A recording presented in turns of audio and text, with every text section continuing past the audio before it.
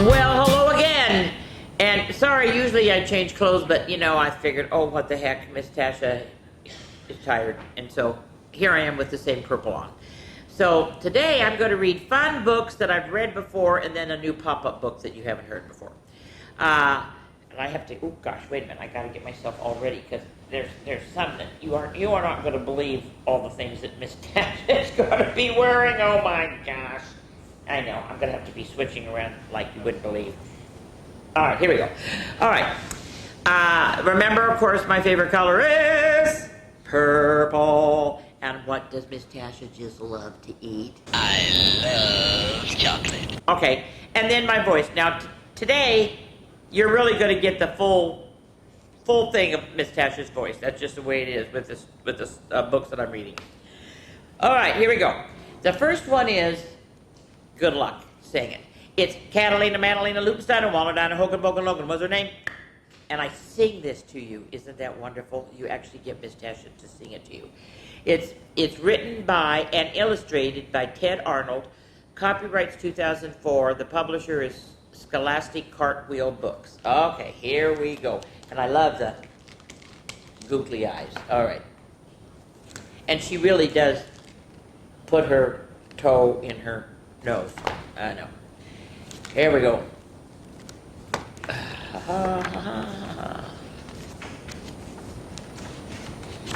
Here we go.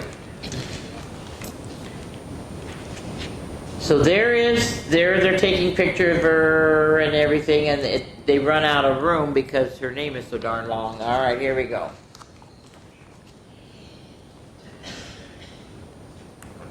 Do I have to do the Catalina? No, here it is. She had a funny name, but she wasn't much to blame. Her mother gave it to her just the same. Here we go. Catalina, Madalena, Lupenstein, Wallenstein, Hogan, Bogan, Logan. What's her name? She had two peculiar hairs on her head. One was black and the other was red. Catalina, Madalena, Lupenstein, Wallenstein, Hogan, Bogan, Logan. What's her name? She had two eyes that were quite a sight. One looked left, and the other looked right. Catalina, Madalena, Lupenstein, and Wallenstein, Hogan, Bogan, Logan. What's her name? All right. Come on. Here we go. She had two holes in the bottom of her nose, one for her fingers and the other for her toes. So she picked her nose with her toes. Oh my gosh, you ready? And of course, Catalina, Madalena, Lupenstein, and Wallenstein, Hogan, Bogan, Logan. What's her name? She had, how many? Because she's had two of everything, right? She had two teeth inside of her mouth. One went north and the other went south. See? Catalina, Madalena, Lupenstein, and Wallenstein, Hogan, Bogan, Logan. What's her name? She had two arms that flopped all around. When she walked, they would drag the ground. Catalina, Madalena, Lupenstein, and Wallenstein, Hogan, Bogan, Logan. What's her name? And look at, she's a cheerleader. Okay. She had 2 feet that were wide and flat, each one bigger than a bathroom mat. Oh my God. A guy's coming to ask her to dance. Good luck. Here we go. Catalina, Madalena, Lupenstein, and Wallenstein, Hogan, Bogan, Logan. What's her name? Look at the poor guy. She's throwing him out. Oh, but they are holding hands now. Oh, nice. She had one brain inside of her head. What it thought is what she said. Catalina, Madalena, Lupenstein, and Wallenstein, Hogan, Bogan, Logan. What's her name? Some folks say her breath smells sweet, but me, I'd rather smell her feet, because she worked at a fish factory. Oh my God. Catalina, Madalena, Lupenstein, and Wallenstein, Hogan, Bogan, Logan. What's her name? Oh my gosh. If rain makes flowers sweet and clean, they ought to be a downpour on Magdalene. Oh, look at her. She married him. My God, it's raining and doesn't matter. They're dancing anyway. Here we go. Catalina, Madalena, Lupenstein, and Wallenstein, Hogan, Bogan, Logan. Smith was her last name. So she married a Smith after having this wonderful long name. And guess what? They have a little girl that is very much like Catalina. I know, I thought that was a good one. Oh, you are not going to believe this one. Okay, now this one I have to be ready here. Hold everything. I have to have this. Okay, I have to have this. I have to have this. I have to have this. I think that's it. Okay, I think. I hope. All right, here we go. This is Introducing Limelight Larry. The text and illustrations are by Lee Hodgkinson. It's copyrighted in 2011 by the publishers Tiger Tales and imprint of Media LLC. And of course, Limelight Larry, even though it says Lee Hodgkinson, he crosses it out and writes Limelight Larry. You aren't going to believe this guy. Oh my God. All right. I even have to show you the front part. Dear Lana Banana, who dislikes the limelight but looks very lovely in it. And it's too small to do it, but you just can't believe it's about tiger tails and everything, and it says what it really should say, and then of course she goes, no, fan mail is for me, and I mean it goes on and on. It's too long, I'm not going to do that part. All right, coming to the page, very near you, Limelight Larry. Okay, here we go. This is Limelight Larry. This is a book about him. He thinks it will be an amazing book just because it has him in it. He thinks he is fantastic, the bee's knees with a cherry on top. He thinks he should be famous and that there should be more books about him. Suddenly, Limelight Larry spots something out of the corner of his eye.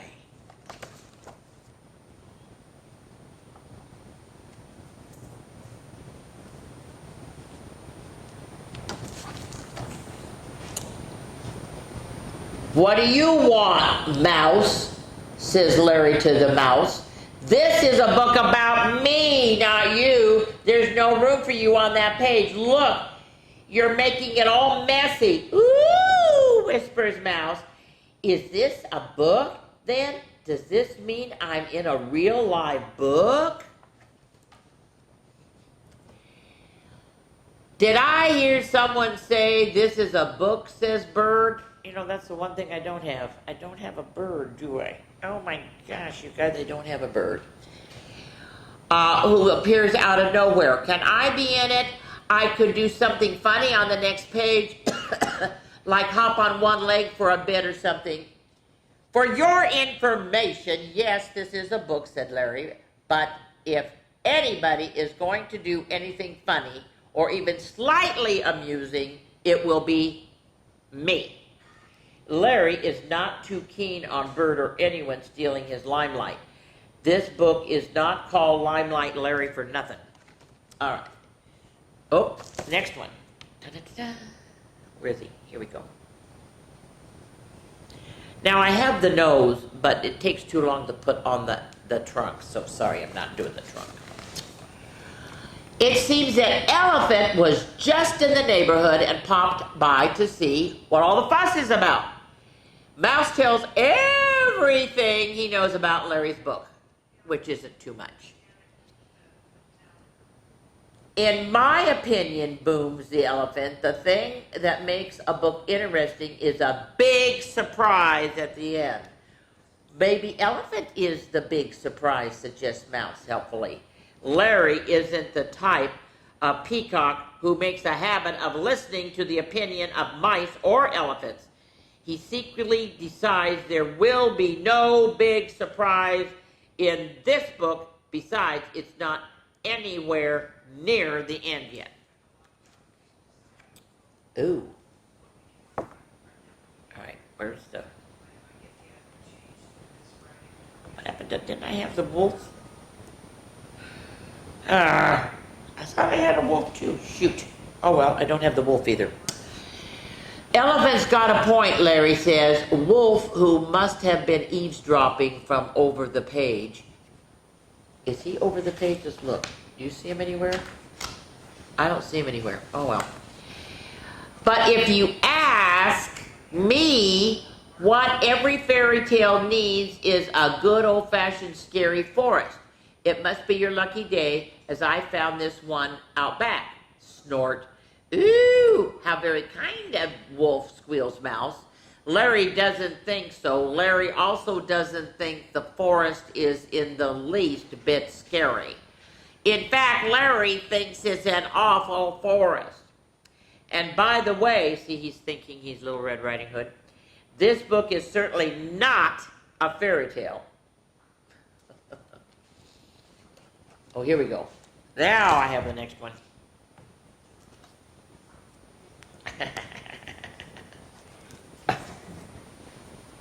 Here we go. All right. With his snooky beak firmly up in the air, Larry doesn't even notice that a bear has arrived. Everybody knows that bears love woodland tea parties. Bear looks at his watch. He is hoping that the other tea party guests won't be too late to be in the book. Mouse wonders if there will be cheesecake. Of course, they want cheesecake. The wolf hopes there will be a black forest cake. And the bird isn't really interested in tea parties right now because she's just going on a unicycle. And Elephant worries that there won't be enough lemonade to go around. While Larry can't believe what's going on, the whole thing is getting silly. This page is completely cluttered, and Larry's lovely feathers are starting to get all crimpled and crumpled. Oh, wait a minute. You know who else is here? I gotta take this off. There is now a rabbit. Okay. Told you I was gonna change a lot of things. This is not what he had hoped for his book, apart from there being far, far, far, far too many words. Bear is too popular, bunny is too cute, elephant is too big, bird is too funny, and wolf is too interested in fairy tales, and the mouse is just too nice and helpful. And has been in too many pages for Larry's liking. It would be fair to say everybody is cramping Larry's style. Oh my gosh, you guys. Well, not for long. Larry decides to make a big, fat, flappy fuss and screeches! None of you nitwits are even supposed to be here. This is Limelight Larry's book. If you don't believe me, look on the cover. So take the hint and get lost and leave me and my book alone. But it's far too late for that. You see, everybody is already in the book. Although, as far as Larry's concerned, it's definitely not too late. There is still one thing left to do. Are you ready? You ready? Take up the whole page himself and show off. And you know, really, when they do their big thing, it is amazing. You have to admit, it is amazing. Look at that. But after a while, Larry begins to wonder, what is the point of showing off all by yourself? It's certainly not much fun. They're all gone. Everybody's gone. And oh dear, the forest seems a lot spookier and scary now that Larry is all alone and in the dark. Oh no. Help! He yells. Please! And look at all the way around. I have to do it this way. Sorry, don't quite get that, Larry. Over here. What was that, Larry? The little mouse. Beg your pardon, Larry. Did the elephant say anything? Nope. Well, it looks as though Elephant was right. This book does have a big surprise at the end. But who would have guessed big surprise is Limelight Larry happily sharing the very last and most important page with everyone. Do you believe that? Well, perhaps not the very last page. Thanks for reading my book. Shh. Don't read it so loudly. I'm not even supposed to be on this page, you know. Oh my God. I have had that book for a long time, and it's somebody that, you know, just has to have the limelight, right? And everything. Yes. All right. This is cute. This is, okay, I gotta wear this. Because it's in a garden. Okay. This is a garden pop-up peekaboo book. Okay, ready? Oh, wait, gotta write who it is. Okay. It is by, it's a pop-up peekaboo garden. It's by Don Surratt, illustrated by Hannah Obo, paper engineering by Mike Beardstadt. Copyrights 2024, this year. Publisher is OK Publishing, division of Penguin Random House. All right, here we go. All sorts of plants grow in the garden. Some are big and some are small. Let's find a bright yellow flower that grows incredibly tall. What's growing taller and taller in the flower bed? Woo! Yes, peekaboo! It's a beautiful sunflower. In just a few months, sunflowers can grow taller than people. Okay? Well, spot butterflies, ta-da, on the flowers drinking a liquid called nectar that's sweet. What else collects sweet nectar and turns it into honey to eat? Who's hiding here and gathering the nectar? Peekaboo, it's the busy, buzzy honeybees. They gather flower pollen and nectar. Both are sources of food for bees. Now, among the strawberry plants, we see a worm, a snail, and a slug. Can you guess who's hiding under the leaf? Is it a helpful garden bug? Who's under the strawberry plant leaf? Ew! It's a spotted ladybug. Helpful ladybugs feed on insects called aphids that eat and damage the plants. Well, over at the garden pond, we spy 2 dragonflies who might jump out here and give us a big surprise. Who would like to leap across the lily pads? Ta-da! Peekaboo, it's hoppity frog, ribbit, ribbit. Frogs eat insects, so dragonflies need to watch out.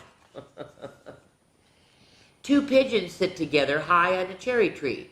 They can hear cheerful chirping. Let's guess and see who that might be. Who's hiding in the cherry tree? Whoa! Peekaboo, it's Chirpy Sparrow. He's singing to attract a mate. Now it's time to leave the garden. And that's it. That's a nice one. Now this one is, oh my God, this one is hysterical. This one is The Runaway Dinner. It's by Allison Alberg, illustrated by Bruce Ingman. The copyright's 2006. The publisher is Candlewick Press. You talk about funny. This thing is hysterical. You can't believe what this poor runaway dinner does. Oh my gosh. Here we go. There once was a boy. Banjo, his name was, yes, Banjo Cannon. Well, he was a little boy, and this boy lived in a house and slept in a bed and wore all the usual sorts of clothes, socks and scarves and such. He loved his cat named Mildred, and his mom and his dad named Mr. and Mrs., and every day, summer or winter, rain or shine, he had a sausage for his dinner. On his own little plate, in his own little knife and fork and salt and pepper and salt shaker and ketchup at his own little table with his own little chair. Yes, a sausage for his dinner. Now here's the exciting part. The unbelievable part. though it is all true. Whoops. Well, one summer day, just as Banjo, with his knife in one hand and his fork in the other, was leaning forward and smiling happily at the thought of eating his dinner, the sausage, Melvin was his name, jumped right off the table and he ran away. Well, then, of course, you might expect, the fork ran after the sausage, the knife ran after the fork, the plate ran after the knife, and the little table and the little chair ran after the plate. And Banjo, the hungry little boy, ran after all of them. Well, actually, if you want the whole truth, he ran after only a few others as well. You see, Banjo did not only have a sausage on his plate. That would be silly, wouldn't it? Just a sausage, one measly little sausage for a hungry boy and for dinner. No, Banjo also had 3 fat peas, 4 baby carrots, and a handful of fries. So there's all of them. Well, they are all gone. Yes, the thing, of course, they were all on the plate as well. And when Melvin ran off, as you might expect, they all followed him. The peas, as it happened, were all boys, Peter, Percival, and Paul. And the carrots were all girls, Carolyn, Clara, Camilla, and Christabel. As for the fries, well, there were really too many of them to name, though being French, of course, they had names like Francois, Fifi, and so forth. Well, so the absolute truth, the complete picture, see, they are there, the whole lot of them, not forgetting Mildred the cat, and Mr. and Mrs. and Bruce, the next-door neighbor's dog, nearly did forget him, though he was chasing Mildred, actually, and was all racing down the road. Well, the first thing that happened was that the carrots, all 4 of them, escaped by hiding in a paper bag. And then Bruce chased Mildred up a tree. And a pigeon ate Percival. Oh, no. Melvin, meantime, was running strongly on his 2 little legs. He came to a crosswalk, and he waited for the crosswalk light. And then he crossed the road and ran into the park. Well, the next thing that happened was that Mr. and Mrs. bought 3 ice creams. A couple of the French fries escaped by sailing away in a toy boat. Au revoir, bon voyage, hurrah! And a duck ate Paul. Uh-oh, there's only 1 pea left. Okay. Well, Banjo, meanwhile, was running strongly on his 2 little legs, and the chair and the table were both coming strongly on their 4 legs. Actually, that's not entirely true. The little chair was it was running out of breath. He had to stop and rest for a while. Only then an old lady came along and sat on him. She was out of breath too. So then, of course, the little chair was stuck there for a while. Yeah, for a long while. Look at it. It even rained. It's dark. Meanwhile, Melvin was still racing away with the knife and the fork close behind, and the little plate, and Mr. and Mrs., and so forth. Well, presently, a picnicking family spotted the fork and the knife too, and they grabbed them. At the same time, a boiled egg named Billy saw what was going on, and in the confusion, he ran off himself. A couple of little girls who were skipping on the grass spotted the plate and grabbed her. She was a girl plate, Sasika was her name, and she started using her as a frisbee, which, as it turned out, the little plate enjoyed very much. Well, now there was a pond in the park where the toy boat was sailing, and Melvin ran around it, and there was a baseball field, and Melvin ran around that. The rest of the French fries stopped here, and they sat down to watch the baseball game, and nobody noticed them. You can see, there they are. Well, by this time, the sunny summer's day was coming to an end, and almost everybody was out of breath. Melvin, that sturdy little sausage, slowed to a stroll, to a dawdle, and then finally he stopped altogether. Whereupon along came Banjo, that hungry little boy. Oh, dear! He ate him! Oh, my gosh! Well, nearly. He really would have done, only there was one thing that came along. His hot and bothered poor old mom. No, no, don't eat that, meaning Melvin. It's been on the ground. The next thing that happened was Melvin seized his chance. He ran off again and hid in the long grass where it turned out the baseball named Marlin was also hiding. I love all these names of all these things. Well, meanwhile, the athletic little table, urged on by the salt shaker and ketchup, was still racing along. His style was much admired by a number of park benches. On the other hand, Peter, the last one of the peas, where is the last one of the peas? Where is he? Remember him? Had well and truly disappeared. It was a mystery. What happened to him? It was a sunny summer's evening. Home went Banjo, carried high on the shoulders of his poor old dad, and his old poor mom. Bruce, the next door neighbor dog, went home too, and down the tree came Mildred. Okay? So there we are. That's the story. Full of such fun, don't you think? And exciting stuff, yes. Of course, poor little Banjo is still hungry, hungrier than ever, in fact. Luckily, help is at hand. You see, every day for evening, rain or shine, summer or winter, after his dinner, Banjo got a plum pie for his dessert. His own little bowl with his own little spoon and his own little pitcher of cream. Yes, plum pie. A plum pie named Joyce on this particular occasion for his dessert. I have a terrible... So that's all right, isn't it? And there goes the dessert. I know, what can we say? I mean, it just keeps going. All right. Up. I have to put something on here. Da-da-da-da-da-da. Because the title of the book is... This is one of my all-time favorites. The Not So Itsy Bitsy Spider. The Itty Bitty Spider. The Itsy Bitsy Spider. Itsy Bitsy Spider. There we go. By B.J. Novak. Copyrights 2014. Publishers Dial Books of Young Readers and imprint of Penguin Random House Incorporated. You're going to love this one. All right. Have you heard the latest buzz? Mel and Marty are having a party, and the ladybugs are the first to hear.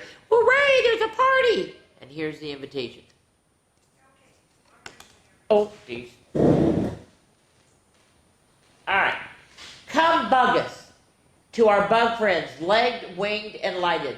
We're having a party, and you're all invited, but shh, don't tell the spider. By Marilyn and Marty. All right.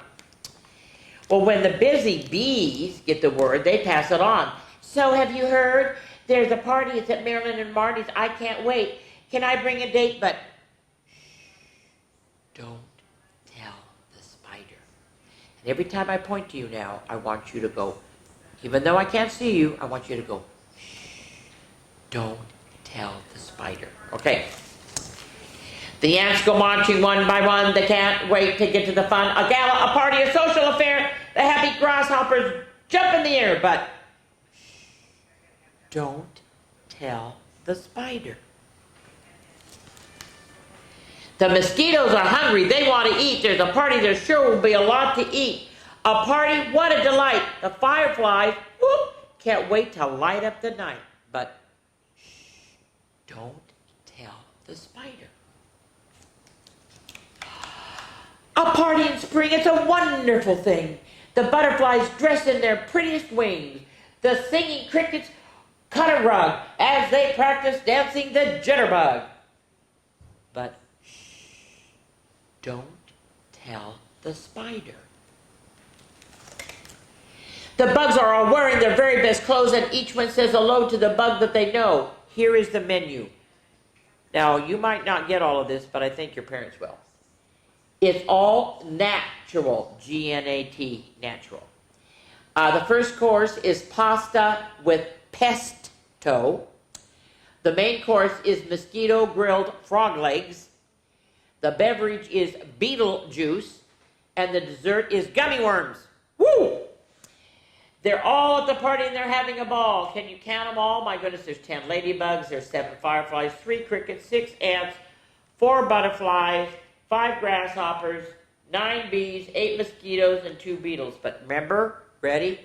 Shh, don't tell the spider. Ha-ha! All the itsy-bitsy bugs were having fun, but when the not-so-itsy-bitsy spider dropped by, they all had to run. What's all the racket? What do I see? A party and you didn't invite me? Hey, come back. Don't you know I like parties too?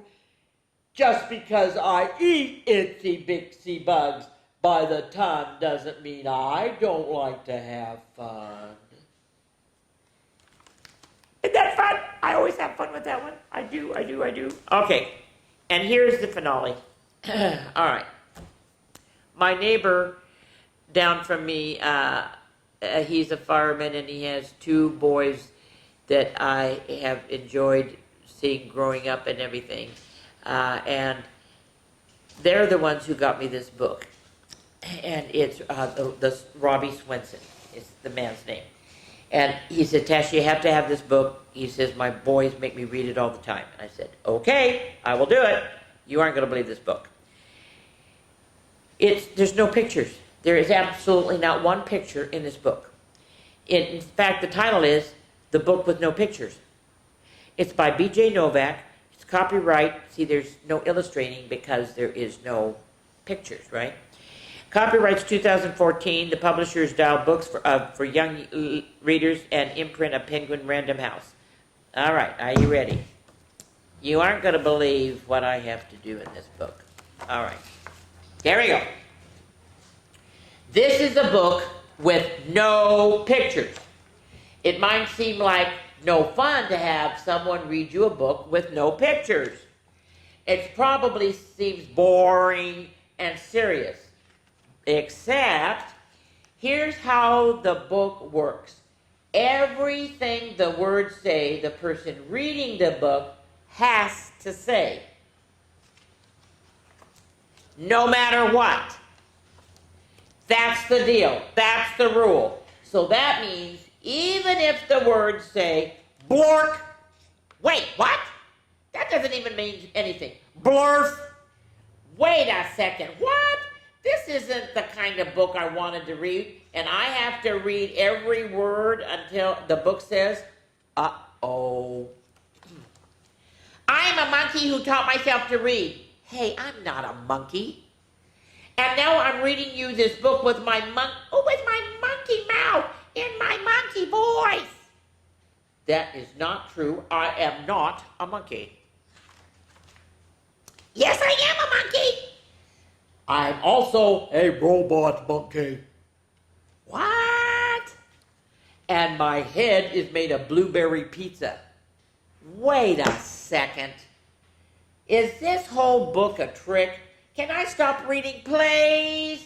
No. And now it's time for me to sing you my favorite song. A song? Do I really have to sing a... Glug, glug, glug, my face is a bug. I eat ants for breakfast right off the rug. What? This book is ridiculous. Can I stop reading it? No. There is more pages? I have to read the rest? My only friend in the whole wide world is a hippo named Boo Boo Butt. Boo Boo Butt? And also, now this is one kid, because they had 2 children. He says, and the kids that I'm reading this book to, see, but I'm reading to all of you, is the very best kids ever and in the history of the entire world. Oh, really? And this kid, or kids, is the smartest one, too, because they chose this book even though it had no pictures. Because kids know this is the book that makes grown-ups have to say silly things. and make silly sounds. Oh no. Like, oh no, here it comes. Glurgawako ma grup adu. Ai. Brog. Oof.